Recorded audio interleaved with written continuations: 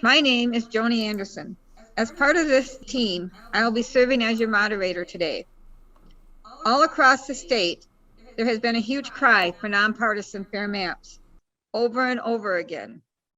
We have done it in many different ways, from county resolutions to referendums, to rallies, to phone calls, letters to the editors, visits to their offices, and educational programs such as this, to help determine and show the need to have a change in how our voting lines are drawn.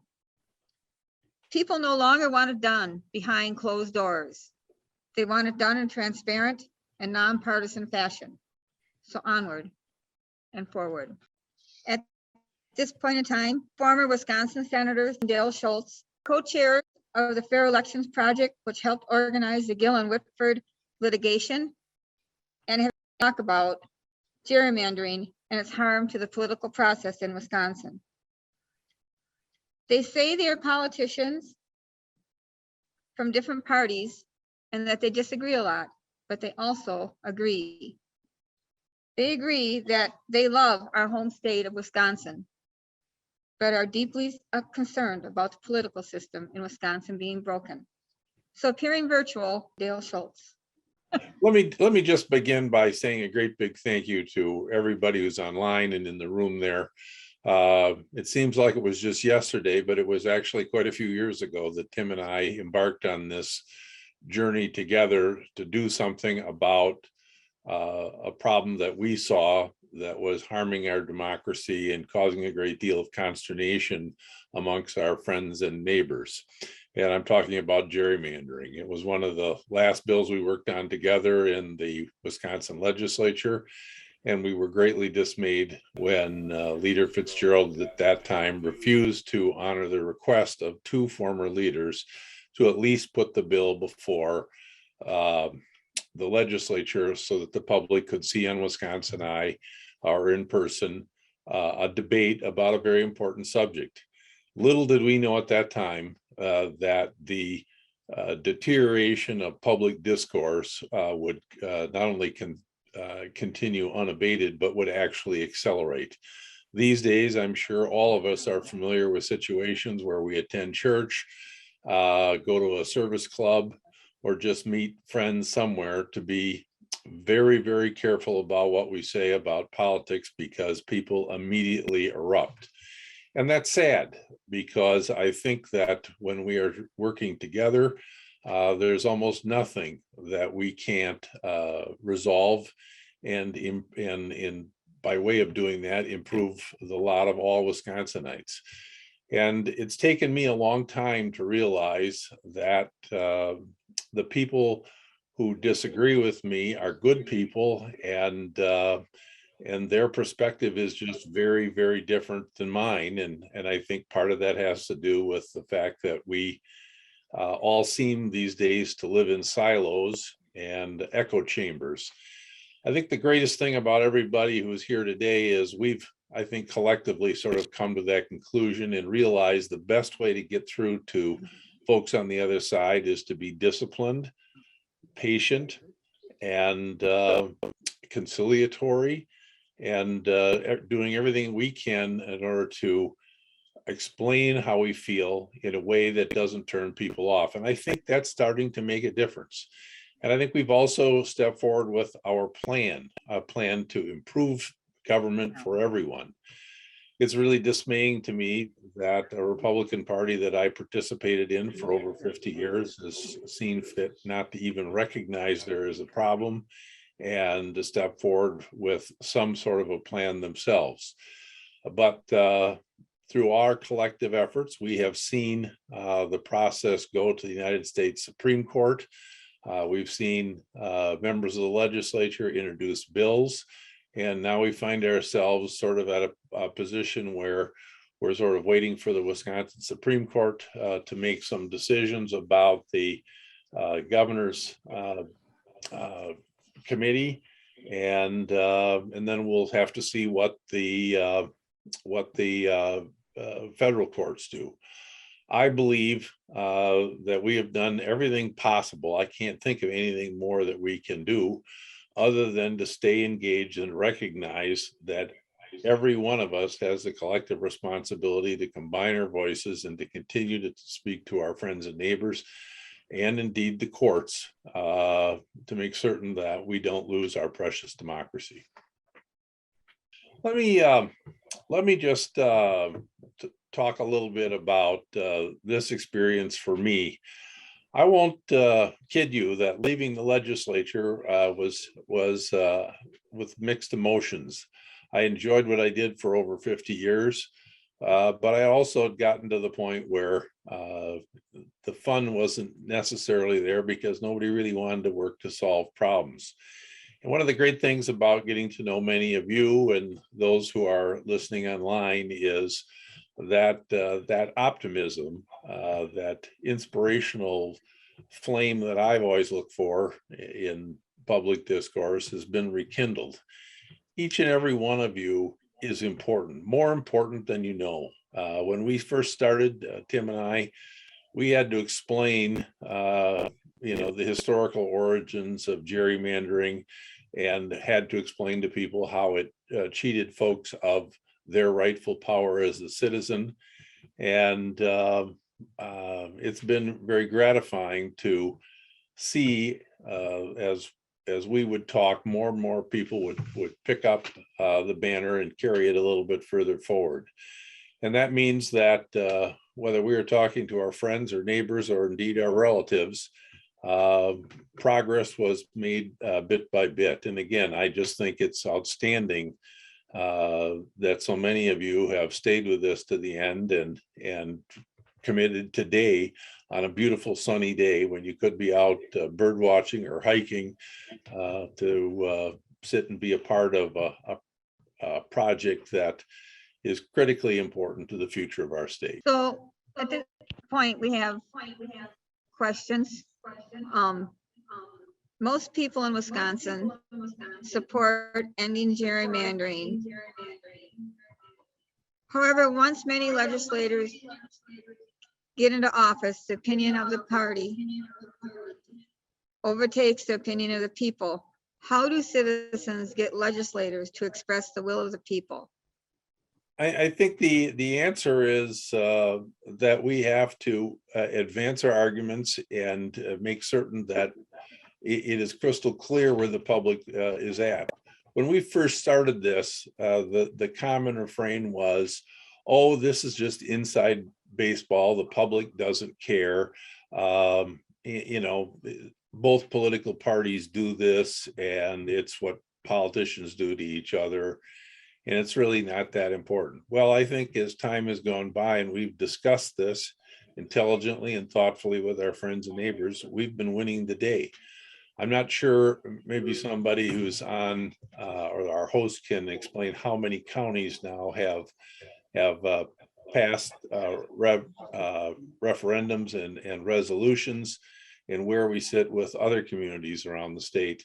But it's impressive, and each one of those efforts has taken multiple people being fully engaged in order to win the argument and get the outcome that we sought. Each and every county that I went to, of those that I was involved with, it started out with a great deal of skepticism, but as people stepped up and talked about this issue and why it was important, suddenly people realized that they had more in common with each other in the room than they did with distant political parties that seemed not to care about their circumstances in their counties. And it's been very gratifying to see that, because I think that by even just doing that step, the county boards that I'm thinking of in my area began to work together in ways that they haven't in a long time. This morning, I was delighted when I got up to hear that our county board had gotten together with the Counties Association and was advancing the idea it was time to do something about increasing shared revenue, because we have starved local government to the point where it can no longer carry out its functions. I see that as a direct result of a process that began when people with very different ideas came together to realize they had to work together to get things done. And I think it's just a very, very positive development that's going to continue to provide fruit for all of us. And we just need to stick with it and have the stamina that takes. Every great social change in our lifetime has been the product of thousands, if not hundreds of thousands of people digging in and speaking with one voice about what they wanted. And we see that happening again all around us. And I'm actually fairly optimistic because it's clear that people know that they need to be united and to make it clear to politicians that they cannot hide, that we are not going away, that we care very much, and that we believe in fair play and a debate that yields the best thoughts among all of us to solve our problems. Okay, well, I have another question here that had been submitted. So given that partisan politics go back further than gerrymandering, and it seems to be even more bitterly intense these days, is it prudent to assume that lasting real change can be effected? Yes, I think it is. And let me just give you a little personal anecdote. I left the legislature and I was asked by a filmmaker to do a film about Wisconsin and the polarization that we had. And at the end of that film, they showed me with my wife sitting on the front porch of our front porch at the farm. And I was kind of sad, I guess, about how little that I had been able to affect what I saw was wrong. And I didn't completely understand what it was that was hampering me. Well, since that time, I've gained a much greater understanding about analytics, about polling, about the smart people who take a look at metadata to figure out how they can motivate people. And I've learned that these folks have understood that making people angry was the best way to motivate them. And of course, what have we seen? We've seen our computers filled up with messages, whether it's Facebook or some other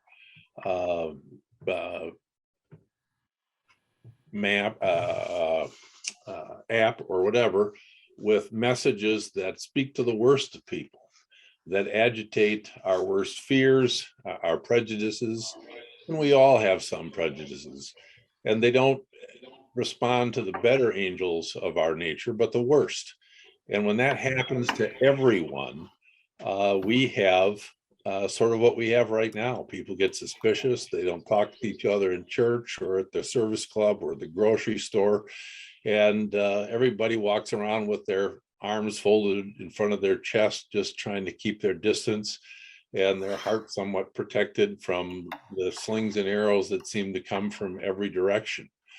We are beginning to understand this more and more. And if you look at the public, they understand it, I think, better than ever. And I think it's what fuels a lot of the anger and frustration about organizations like Facebook and other people who have been given an opportunity to draw us together and have, in fact, pushed us apart for profit.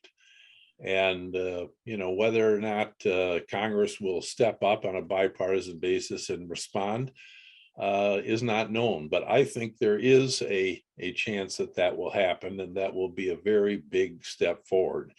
In my opinion, that's one of the greatest things continuing to divide us. That and talk radio and television news, which isn't news at all.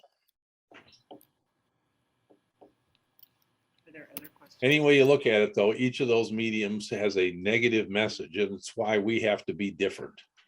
And we can't name call people, but we have to wait for folks to sort of come to the realization it's time for a change, and that what we're offering is the best that's in our society and a real opportunity to solve our problems. Hating your neighbor never wins anything. Okay, Next, we'll have Pat Schmidt. She's monitoring some of the questions from the chat. Hi, Dale. Thank you for coming today. Can you comment on how gerrymandering negatively impacts the function of school boards and town government? Well, what gerrymandering ultimately does is it devalues the votes of individual citizens, and it's done by putting them in situations where the outcomes of elections are known because of the use of computer power and analytics. The way that winds up then ultimately hurting local government is their ability to talk to their constituents about their needs are correspondingly diminished along with the citizens. And I think as these governments begin to realize that, they know that they have to get a better shake. And the better shake is a system that will allow their voice to be heard equally in the public square. It doesn't matter what motivates you, whether it's local government concerns, shared revenue, or whether it's abortion or gun control, whatever environmental policy, university policy, whatever issue is visceral to you is diminished when each of us has our voice silenced or diminished. Okay, and I have one more. Just yesterday, a Wisconsin state legislator made a statement that Republicans have to cheat in the elections because Democrats cheat. How does one deal with such baseless accusations? I think we have to calmly, call those folks out and say, well, what exactly do you mean by democratic cheating? What evidence do you have of it? And give them an opportunity to express themselves. And if what they come up with is, well, I saw it on Fox News, or I heard it, or read it on Breitbart or something, I think we have to be prepared to firmly say, look, that's not proof, that's somebody's opinion. Demonstrably, let me tell you why I feel like Republicans are rigging the system. And then you have an opportunity to talk about voter suppression, about gerrymandering, about the ways that citizens have found themselves having a harder and harder time to participate in the democratic process. I don't think we have to win over everybody every time we have a discourse, but I think the fact that we operate in a way where we deal from a calm, fact-driven basis, other people will see that and will tend to listen to us more.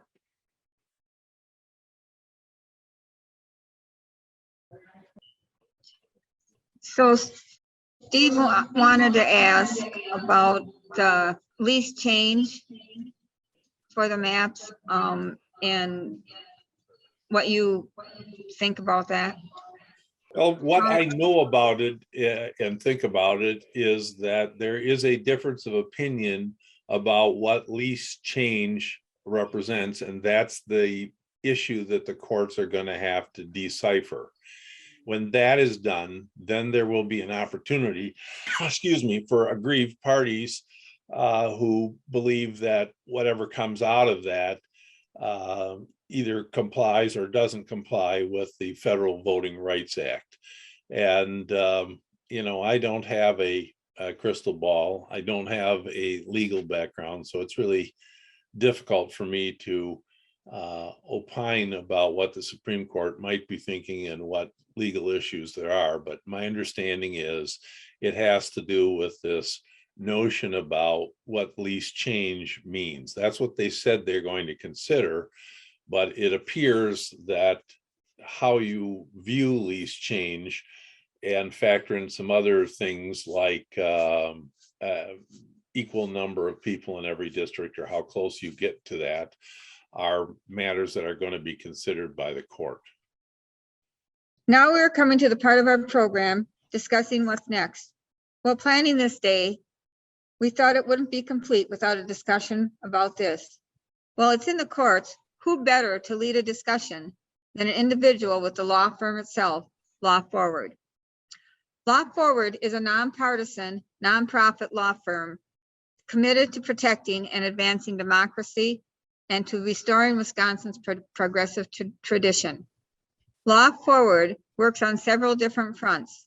They do litigation from legislative overreach, challenging administrative action or inaction, as well as public education on issues that protect the democratic principles revolving around Wisconsin's traditional commitment to clean and open government, always with the goal of moving forward. So here we are, Mel Barnes, Law Forward. Thanks, Joni. Thanks, everyone, for having me today. I'm Mel. I'm staff counsel at Law Forward, and we've been involved in the redistricting litigation in Wisconsin really from the get-go. In the state Supreme Court case, we're representing the League of Women Voters, and I see Debra is here today, along with Black leaders organizing communities and Voces de la Frontera and some individual voters across the state. So we have been involved in the litigation. I'm going to talk about that a little bit, what the court's lease change order means, and kind of what we can expect next, what options might remain after that.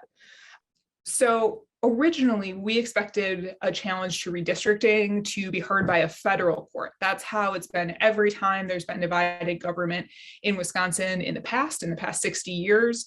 We filed a federal lawsuit on behalf of those plaintiffs and some other groups in August. But a conservative group in Wisconsin called the Wisconsin Institute for Law and Liberty, or WILL, asked the state Supreme Court to step in and hear this case. This is a request that the state Supreme Court has had before. They've always turned it down. Judges on the state Supreme Court are elected instead of appointed for life. They're not quite as insulated from politics as the federal court. So it's really unusual that they agreed to hear this case. And not just for that reason, but because they don't have as much experience with the types of legal issues that are involved in redistricting. So it's unusual that the state Supreme Court agreed to hear this. They didn't really have a process set out for how they would hear the case, take evidence, decide on new maps. So a lot of things about this litigation have been a bit unusual along the way, because the court is really figuring it out as they go. So on November 30th, the state Supreme Court decided that they were going to consider all new proposed maps under a framework called a least change approach. It means that they wanted everyone proposing maps to take the existing 2010 gerrymandered maps as a starting point and make as few changes as possible to bring it into compliance with law and population shifts from the 2020 census. This is something that we argued very strongly against when the court was considering how it would decide this case. We think starting with the 2010 maps is a political decision that really is inappropriate for the court to make. What our state constitution requires is that the districts be apportioned anew every 10 years, which really says, okay, we start from scratch. We divide this up based on where people live. And it doesn't mean that we change everything, but it means that we're not tethered to the past maps. Knowing that the 2010 maps were this extreme partisan gerrymander, we knew that would be even more consequential than usual, and we argued against it strongly. Ultimately, the Supreme Court decided that this was the approach that they were going to use, and we've all been proceeding under that framework, starting with the 2010 maps, making changes to bring the districts into compliance. It means that we had to really throw out the fair maps that we had drawn before this order and start from scratch. But we knew that the court wasn't going to change its mind about this, so we did what we had to do. On December 15th, the state Supreme Court let all of the parties to this case And there are 9. That's a lot for a lawsuit. Normally there are 2 parties. There are 9 in this case. The court let all the parties have a chance to submit proposed maps. And really that is what everyone did. Everyone said, here are our new maps for the state assembly, the state legislature, or sorry, the state senate. Some folks did the congressional seats too. Here's our proposal based on the old maps for what new maps should look like. This is how we think you should balance population shifts from the 2020 census, how we think you should make sure that you're still complying with the Voting Rights Act and other laws relevant to redistricting. And everyone then also sent in, of course, big 50-page briefs arguing why their maps were the best. So there were 7 different submissions for the state legislative maps, 7 different ideas. Notably, Will, who convinced the court to take up this issue to begin with, did not submit proposed maps. They said, we're just gonna wait and see what other people submit. We think that, we'll just tell you which ones are best. Again, a very unusual position to take. They did not submit maps at all despite starting this. So we submitted maps on that date, Law Forward, along with our co-counsel at the Campaign Legal Center in Stafford Rosenbaum, on behalf of our plaintiffs, submitted maps for the state assembly and the state senate. And what we did is we followed the court's order, making the least changes possible, but we made those changes in a very mindful way. We said, okay, we have to shift some population to account for the fact that really the Madison area has grown in population in a couple areas in the state. When we're making those shifts, how can we make the maps better? How can we put communities of interest back together? How can we put counties back together? How can we make sure that these maps are as beneficial and as fair as possible, given the constraints that we're under? And we were able to do some really meaningful improvements, in my opinion. We were able to put Sheboygan back into one assembly district, Beloit back into one assembly district because of those shifts in population. And when we looked at the Milwaukee area and the census figures from 2020, we realized that the Voting Rights Act really was not being complied with in Milwaukee if we kept the same 6 Black majority districts from the 2010 maps. We realized that because of population shifts, basically the Black voting age population had grown, the white voting age population had shrunk in Milwaukee, that under the Voting Rights Act, Black voters were entitled to 7 districts instead of 6. And that means that we had to make some meaningful changes to the lines in the Milwaukee area. But we explained to the court why this is required. Even though it's least changes, you still have to comply with federal law.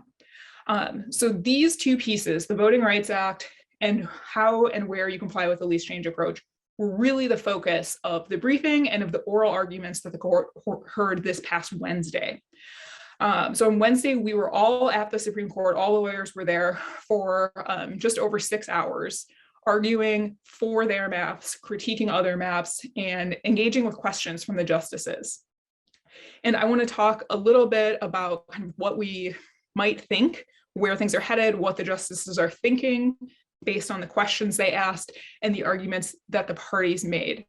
But I do really just want to start by pointing out so much of the arguments focused on the Voting Rights Act and specifically how the Black community in Milwaukee is structured in these maps and what seats they're entitled to under federal law. And it was lost on no one that this discussion that was so focused on Black voters in Milwaukee was playing out in a courtroom full of white lawyers, arguing to a bench full of white justices, while we were really talking about the future of Black communities in our state. And it was a really egregious lack of representation, including from Law Forward, and that's not okay. This is a huge piece of our democracy that we really need to focus on improving going forward, including in our progressive communities, maybe especially in our progressive organizations. We need to make sure that when we are making these decisions that really are going to impact our state for the next 10 years, that they're open to everyone's participation. We need a more diverse set of lawyers, a more diverse bench on the Supreme Court, because we can't continue to make decisions about other communities for them. And I just want to highlight that that is really key in areas like voting rights and redistricting when this is such a focus of the discussion. So the Voting Rights Act is really the heart of this case. That is what Law Forward has thought from the beginning, because that is the area where some of the biggest changes in our state are required based on the 2020 census. And the Voting Rights Act in Wisconsin really applies to the Milwaukee area. That's where we have communities of color that are protected by the Voting Rights Act in numbers high enough to really trigger this federal legislation's protection. So we argued to the court that the state legislative maps must include 7 majority Black opportunity districts that perform. That means that allows voters in those districts to elect candidates of their choice without their votes being diluted by white voters. And 7 Black majority districts are required, period. We think that the court cannot draw maps that comply with the Voting Rights Act without creating these districts, even though it does involve departing from the 6 district configuration that's currently drawn in Milwaukee. Even under a least change approach, this is necessary. We engaged some of the top voting rights experts in the country to really talk about racially polarized voting in Milwaukee and to show the court why the act is triggered here. There was a lot of debate, particularly because the state legislature in their proposed maps, which they passed as SB 621 through the legislature, they were vetoed by the governor then, but they brought those same maps to the court. They only draw 5 districts that would allow Black voters to elect candidates of their choice in Milwaukee. So that's a step backwards from the current 6. Again, not least change and not doing it for a reason of compliance with federal law. That's something that we push back on very hard. And I think something that Justice Hagedorn, who is really the swing vote on the court, was skeptical of. He asked a lot of questions about the Voting Rights Act and about the legislature's maps and whether or not they would comply. There are some other proposals before the court that we think come close to complying with the Voting Rights Act. The governor's proposal, which is not the same maps that were adopted by the People's Maps Commission. When the least change order came out, the governor's lawyers threw out those plans because they were not based on the old maps and came up with a new proposal. We think those maps come close to complying with the Voting Rights Act, but we think that there is one district where it would be difficult for Black voters to overcome vote dilution by white voters in things like Democratic primaries. So we offered our critiques to the court on that. That said, the governor's proposal, Senator Bewley's proposal, several really were much better than the legislature's proposal in this way when it comes to compliance with the Voting Rights Act. The other way that the legislature's maps really came up short are under this least change analysis. So I think we had a question before about what does this even mean? What is least change? How do you measure that? And that, of course, has been a topic of debate among the parties, but it's somewhere where we've really seen the legislature's partisan motives, I think, come out in full force. At the beginning of this litigation, the legislature says, yes, we want least change because we want to keep the current gerrymandered maps. And then when everyone put in maps and they were able to see that the governor, Block, the Senator Bewley's maps were all able to basically match their metrics on least change, they started changing their tune. And they said, actually, we think you need to look at getting population deviation down to 0, getting everything as close as possible, all these other things, to the point where Justice Hagedorn, who again is the swing vote, at one point during oral arguments said, I'm a little concerned. I don't want us to be loosey with the football here. We told the parties that we wanted them to do least change. We wanted maps that performed well in this metric. And now it sounds like you want us to change our mind and measure these maps by something else. And I think that's exactly what the legislature is arguing. On one hand, you can't fault them for wanting to win. On the other hand, they got what they asked for from the court, which is a least change approach. And then they really failed to abide by it because they wanted to draw these districts in a way where they have even more of a partisan advantage. There are several areas across the state, including example in the Fox Valley area, where in the legislature's maps, you see them swapping big groups, thousands of voters back and forth across districts. Now, there's no explanation for that under the least change approach. You move the lines as little as necessary. You would never be swapping back and forth big groups of population like that. Of course, the legislature, was looking at how these districts would perform. And I think they decided to do that so that they could have additional solid Republican seats, but that's not what the court asked them to do. So we'll see really how much the court decides to stick to this least change approach that they've set out. And we're hoping that Justice Hagedorn will really be the swing vote on sticking to that. So I'm just going to turn really quickly to what comes next and then open up for some questions. We now wait for the state Supreme Court to rule. We can expect them to pick a set of maps and say, these are the maps for the next decade in Wisconsin. And we hope that they'll do that as soon as the end of this month. We just had oral arguments on Wednesday, but we are really in a short time frame here to get everything ready to go for 2022 elections. So we hope they'll rule quickly.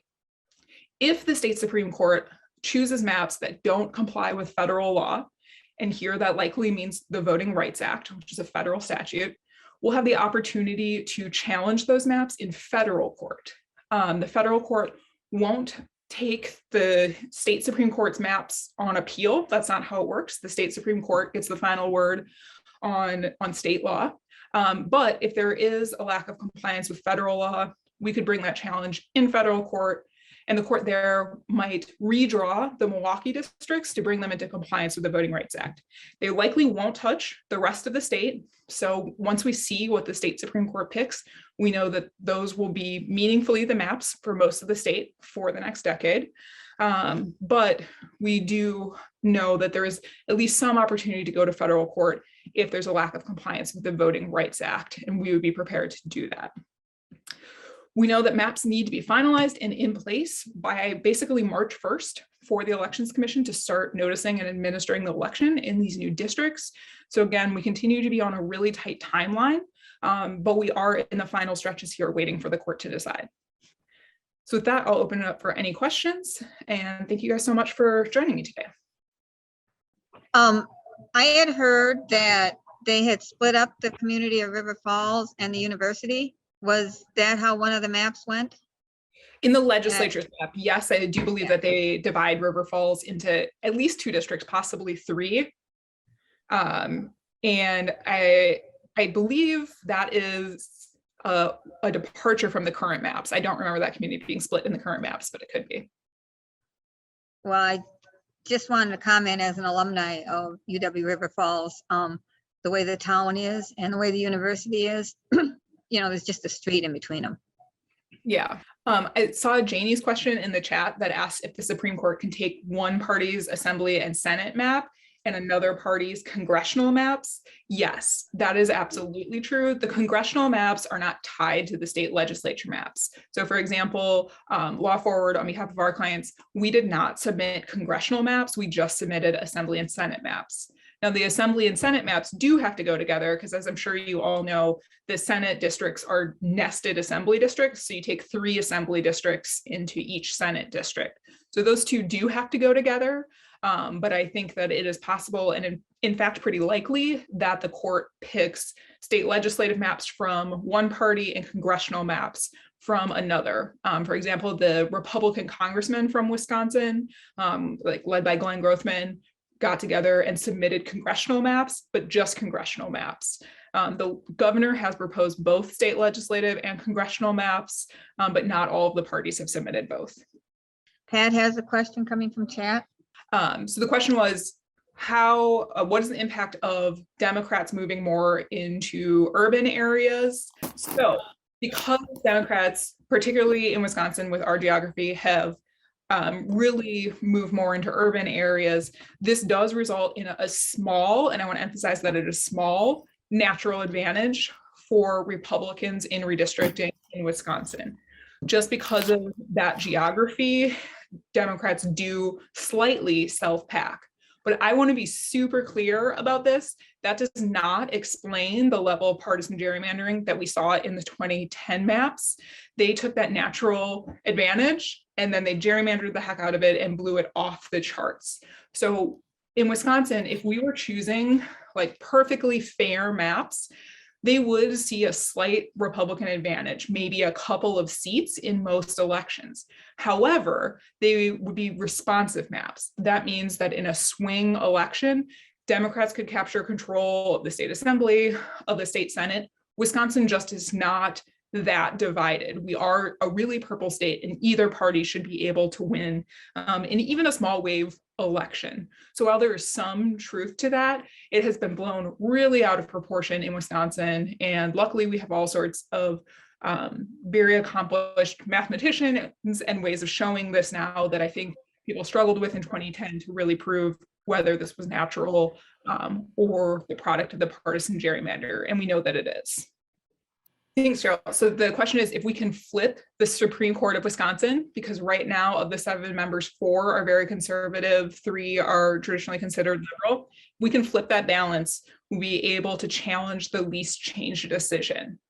And the answer here is somewhat yes. I think if we do have a change in the Supreme Court balance because of the 2023 election for what is currently Justice Pat Roggensack's seat, she's retiring. If we can flip the balance, I think it's possible to bring other challenges to these maps under state law. We wouldn't likely be turning back to the least change decision, but what we might be able to do is bring a claim that the Wisconsin Constitution, our state constitution, prohibits partisan gerrymandering. That's a challenge that's been successful in other states, and it's a door that is currently closed to us on the federal side because of the US Supreme Court's decision in Rucho. But if we had a different court here in Wisconsin, they would be likely more amenable to a challenge like that. And that's a way that we could develop good case law for years to come. That would then be a more permanent protection for the state of Wisconsin. Okay, the question is, do I see any path in the future to a nonpartisan redistricting commission, and would that be desirable? Yes, I think yes on both counts. It's not something that the court is going to step in and require. However, if we're able to pass the Freedom to Vote Act at the federal level and the John Lewis Act, there are some protections in there that would require nonpartisan redistricting commissions, at least for congressional maps. So I do think there's a path. I think that the most likely path is through the legislative process in the state of Wisconsin. And that is one of the reasons that it's so important that we get better maps out of the 2022 process that we're in right now. We know we're not going to fix the partisan gerrymander because of this least change order, but if we can make some meaningful progress and get slightly fairer maps to allow Wisconsinites to elect people to the Assembly and the state Senate that believe that we should have a nonpartisan redistricting commission and we can get legislation passed in our state, we know that our current governor would sign that, and that is a path forward in Wisconsin. I do think that when it comes to nonpartisan redistricting commissions, the devil's in the details, and it's really important that we do it right. We've seen other states have really effective commissions like this, and we've seen other that have just become another institution that is subject to partisan capture. So I think we want to make sure that we do it right, but there certainly are examples of that out there. I am really pleased to be here, and I happen to be wearing the same shirt I was wearing in the picture that was on my screensaver. I am the organizing director with the Fair Maps Coalition, and I was hired because of that event that Joni mentioned, that Amanda, who's also on this call and now works for the coalition, helped organize in Marshfield. So out of that, we have been working around the state for a little over 2 years now to get grassroots folks engaged and involved in trying to change what's going on with our state legislature. And the first step in that was to educate folks, because people had heard the term gerrymander, but they didn't really know what it meant. So now we are at the place where yesterday we had over 1,000 people in 18 rallies in various places around the state saying we want our courts to create to choose from among the maps that Mel referred to, the one that best represents the people of the state. Now, as she said, we know that none of the choices that they have are good choices, but we are putting them on notice that we're watching them and that we will hold them accountable. And one of the ways that we can hold them accountable is in the next election. The other thing that's really important, and I'm sure Debra Cronmiller, who's also on this panel, will speak about, is that the legislative maps do not impact local elections, and they also do not impact statewide elections. So it's while your vote may be diluted or packed because of the way lines are drawn for the district that you live in, for who you elect at the legislative level. It's really important to note that who you elect at the local level, your county board supervisor, your municipal, either your town supervisor or your city alderperson, or school board members, those are not impacted by these maps. And those are super, super important elections on a local level.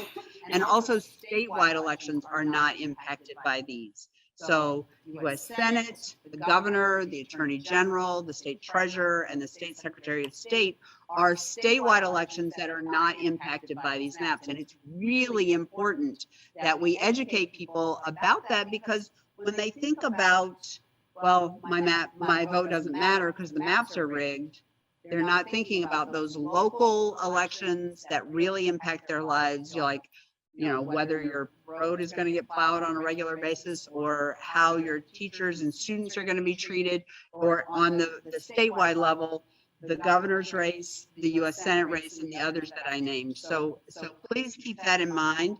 We will be advocating about that as we move forward as the Fair Maps Coalition, because we want to make sure that people stay engaged in this civic process. And we also want to continue to keep spotlighting, highlighting, amplifying, lifting up, all the words that I can think of for making a lot of noise, educating folks about what's going on with the Supreme Court so that they understand how our Supreme Court is behaving. Because we know that they've already made a very partisan decision, as Mel alluded, or actually maybe she said right out loud, in keeping the least changes approach. So I'm very gratified that there are so many people on this Zoom, and also people in the room today who are concerned about this. And I invite you to first of all make sure that you are registered to vote in the elections this year, and that you stay engaged with us. The league will come on in just a minute with Law Forward, and you just keep yourself engaged with this group, so that you know what is coming up, or if you're on Zoom and you're from a different area, that you find a Fair Maps team that you can work with, or a League of Women Voters chapter that is doing work on this. So thank you for that. I'm looking here to see if there are any questions for me, and I don't see any. So I'm going to turn it back over to Joni. Thank you so much. Speaker is Debra Cronmiller, the Executive Director of the League of Women Voters of Wisconsin. Debra has been a member of the League for about 30 years. She has held numerous leadership positions, including serving as the president of the State Board of Directors. Debra is also the League's people-powered Fair Maps State Redistricting Champion and a member of the lead team for the Fair Maps Coalition in Wisconsin. She is here today to speak on the Fair Voting Act. Debra? Thank you, everyone, for being present, for being engaged, and for all the work you have done to get us to today. And I will just preemptively say thank you for all the work we still have to do. Wisconsinites of every color, creed, background, zip code, we all agree we should pick our elected officials. They should not pick us. And that is what we have been fighting for as an organization for the last 10 years, since we got the gerrymandered maps out of the 2010 census. I want to spend a little bit of time just talking about the fight that we've been in, and how Carlene just kind of connected some of the dots for how we've amped up this work in the last couple of years under the Fair Maps Coalition's banner. But the League since 2011 have been in this fight. The original fight was the Whitford v. Gill case. That was a case that marched from the state courts to the lower federal courts, ultimately to the state, or to the federal Supreme Court, where we were ruled essentially as not having standing. We had a number of plaintiffs in our case. that represented different constituencies in Wisconsin, but really only about the 12 of our 72 counties were represented. And the Supreme Court decided that wasn't a big enough swath of the state represented to have standing in the case. So they sent us back. Go get more plaintiffs, have standing, and then we'll rule. Well, what happened between that action and the end of 2018 was a North Carolina case called the Russo case that they did weigh in on. And unfortunately, their verdict, their decision in the Russo case was that the Supreme Court had no inclination to actually rule on partisanship of a map. They could rule on the other legal categories defined in statute and constitution, but that there wasn't a test, there wasn't a good enough test in their mind for what is too partisan. So as a result, they said, federal courts are not going to talk about partisan redistricting. We're not going to weigh in on it. Well, that took the air out of our Whitford balloon, as it were. We never did go back to the Supreme Court to have them weigh in because they already told us they would not. And we turned our attention and our energy as an organization from kind of state by state fights, as we had done and as Wisconsin had been doing since 2011, to a national fight called the People Powered Fair Maps fight. This initiative of the League is in lockstep with the Fair Maps Coalition. And it's critically important that there's so many of us that are crossing over between the coalition's work and the League's work in the People Powered Fair Maps initiative. We share goals, and that's what makes our work so productive, I think. One of the biggest goals is we need to put into law, federal law and state law, that gerrymandering maps on partisan grounds should be disallowed.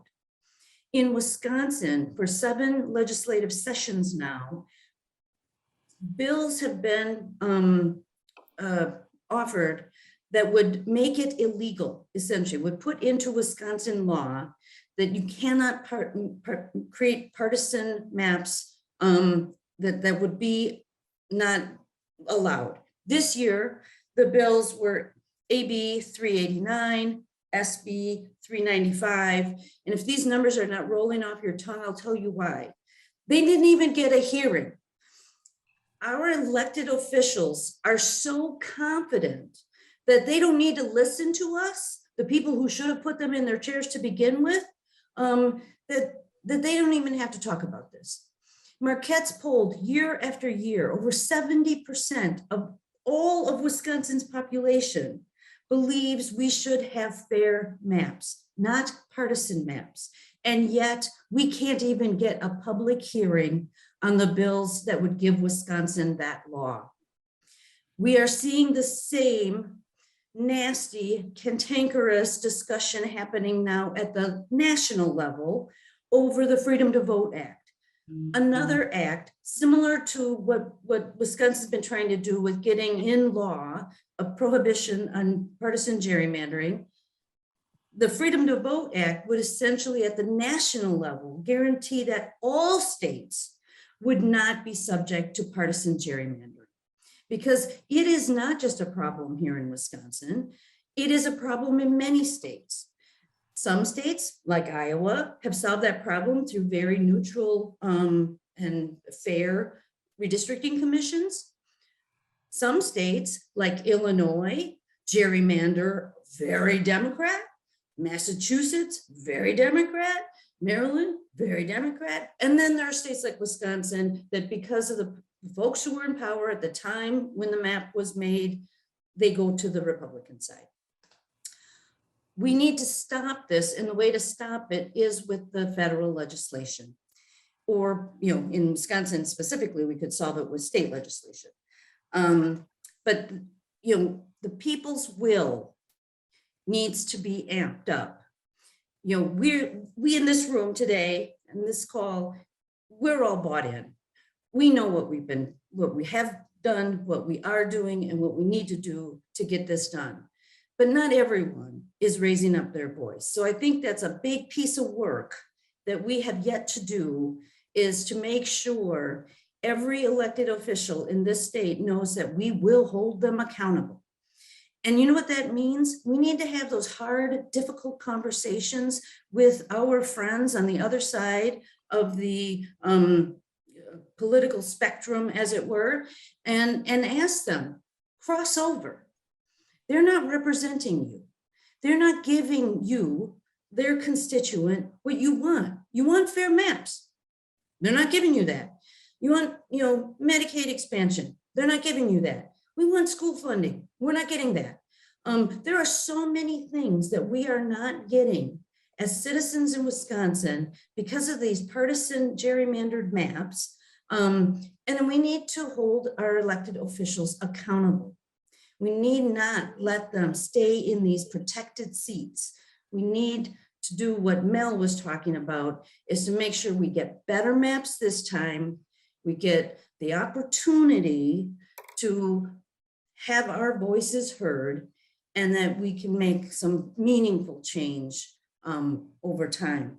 I want to lift up that, sometimes we can get kind of doomy and gloomy in this space, but we need to applaud ourselves. We have done some excellent work in the last years. We have had so many of us write letters to the editor that were printed and read by all sorts of people in our communities. In the fall, we stood up an email campaign, email your legislature, tell them that you want fair maps. 4,250 emails were sent out to our elected officials as a result of that campaign. That's huge. That's absolutely huge. And that's what we are doing. We're doing this. We're doing educational forums and meetings and rallies, and that's meaningful. And of course, we just keep finding new and more partners to enter this space with us. And that is how we are going to have more impact than we are even having now. And we are having a lot of impact right now.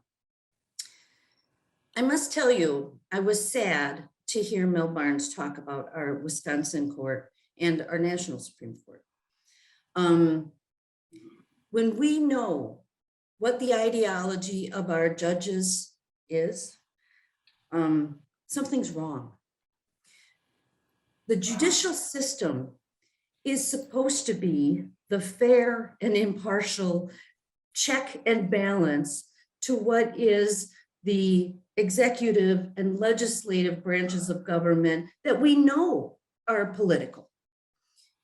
The courts are that space where politics is not supposed to be even discussed or known.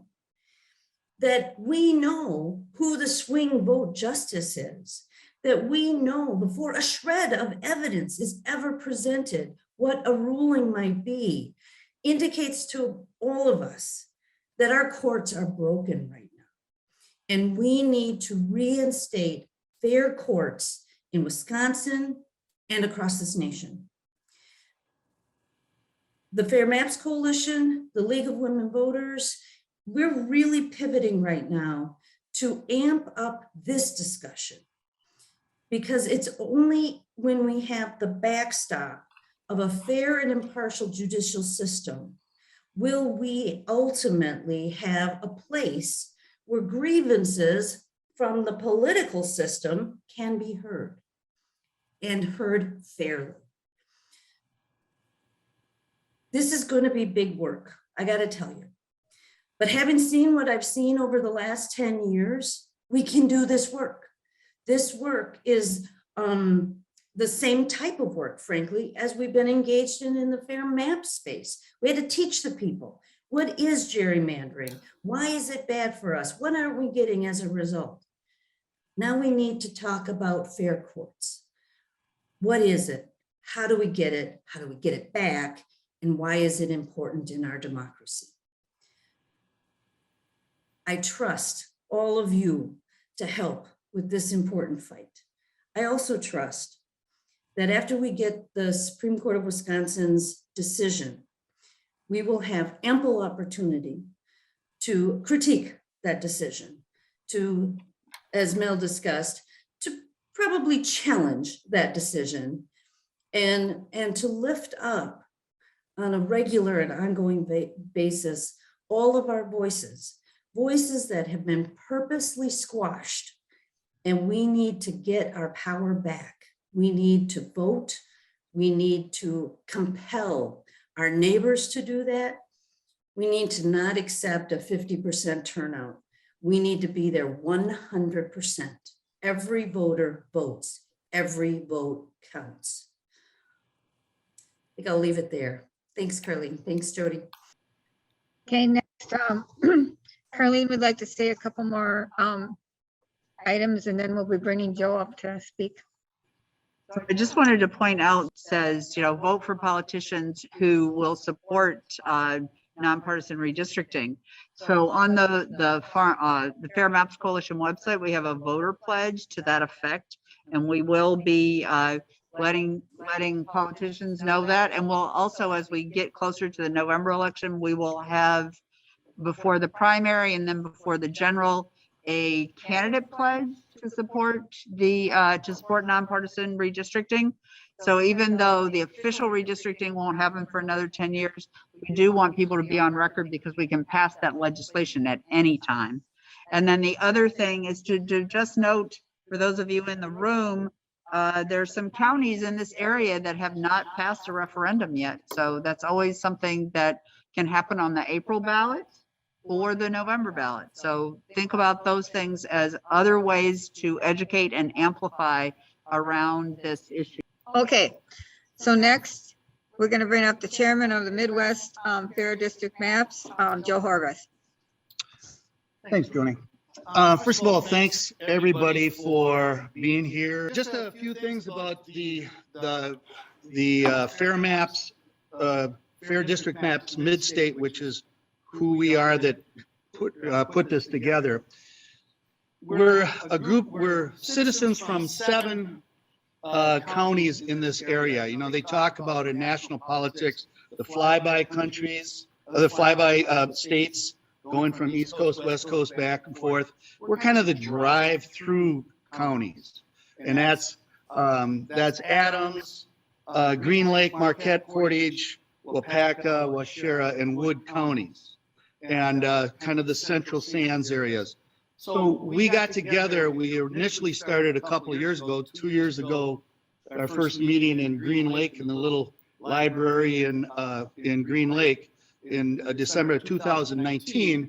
And a lot of people at that time were just being aware of this problem. One of the problems that a lot of people don't know about the whole process of redistricting. I think that's changing now, as Dale Schultz alluded to the fact that when he first started, very few people understood that there was even a process every 10 years after the census. I think that's changed. I think a lot of people know now, but still a lot of people do not know how the process has been distorted through gerrymandering. I was chairman of the Waushara County Fair Maps, and we were very successful going to the county board, presenting, doing a lot of writing to the editor, speaking to various service groups, and many times when you would explain the whole idea of nonpartisan redistricting and how gerrymandering has distorted and gamed the whole process, you'd hear comments like, well, this is a no-brainer. Or one person said, well, voting against fair district maps is like voting against apple pie. It's so anti-democratic. You would hear those comments all the time. So just one of the things I want to bring up right now is just, we're just a group of common citizens trying to promote the common good. we were organized to the point where we joked about, well, my job was herding cats, but it was a very satisfying, gratifying activity, exercise. So I want to encourage everybody to get involved in this. You can get into an organization. There's some empowerment when you have others allied with you, but just talking to people, asking them how, asking them what they know about the redistricting process, giving them some information. Mike McCabe, who's the founder of Blue Jean Nation, which is kind of the model for the Waushara Commoners, a nonpartisan group of common citizens promoting the common good. A couple things really stuck in his book, Blue Jean Nation. And one was that most of us can agree on most things. 95% of us can agree on most things. But the parties get a lot of power from pushing us to the extremes, dealing with those extreme things, picking scabs. But if we can stay focused on that middle part, we can get a lot done. Another thing he brought up in the book was Cesar Chavez, who was the great agricultural worker union organizer on the West Coast in the 60s, was asked one time, how are you such a great organizer? And he said, well, I don't know about being a great organizer, but I talked to one person, and then I talked to another person, and then I talked to another person, and gradually you've talked to enough people that get the idea, that feel that your idea is worth pursuing. So that's what I would strongly encourage as we leave here. We are in it for the long game, regardless of what happens with the Supreme Court. Our group and many people here that are involved with it are in it for the long game. Some things right now, though, when you do go out and talk to people, and I think most people that have a good relationship understand this concept, you have to treat people with respect. You have to deal with them from where they're coming from. Everybody has a story. Everybody has a rich background. And if you get to know those backgrounds, you'll connect with people. So I want to encourage everybody, motivate people, get involved, whether it's with a group like ours, and you can find us, go to the Fair Maps website, you can get information, contact information, but get out there and you can start today just talking to people about this program. So anyway, thank you again for those that showed up here, those of you that showed virtually, and we'll just finish up. Joni, thank you. So today you've had the opportunity to hear about gerrymandering from several different sources, from Dale Schultz, past state Senate and Majority Leader, from Law Forward, the firm that is representing us in court, the League of Women Voters, and the Fair Maps Coalition. These are all people who have stood with us and raised their voices along with us on how important it is to have nonpartisan fair maps. It is important that our legislators listen to us, the people, and are responsible to them, not their party or their big corporate donors. Today, we also want to stand in solidarity with all the grassroots organizations and individuals who have taken time away from their busy schedules to work on this issue. Our voting lines decide so much in this state. Funding for public schools, broadband, healthcare are just a few. Right now, there are many issues not being addressed or touched because of these voting lines, because they simply feel they don't have to. So today, the Fair District Maps Midstate Group wishes to thank you for attending this event and making it a success. We also want to thank all of our partners for making this a successful day. Thank you.